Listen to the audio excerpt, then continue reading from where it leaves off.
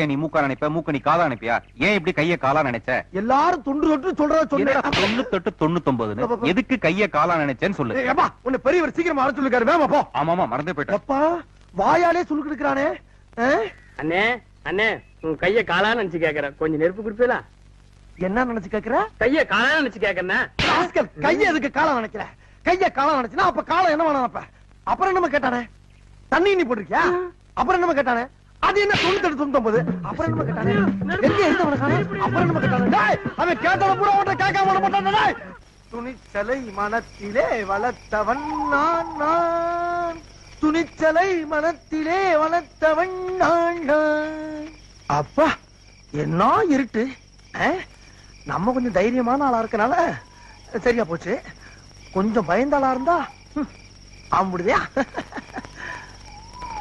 ஐயோ நெருப்பட்டி மரத்தாப்புல வச்சு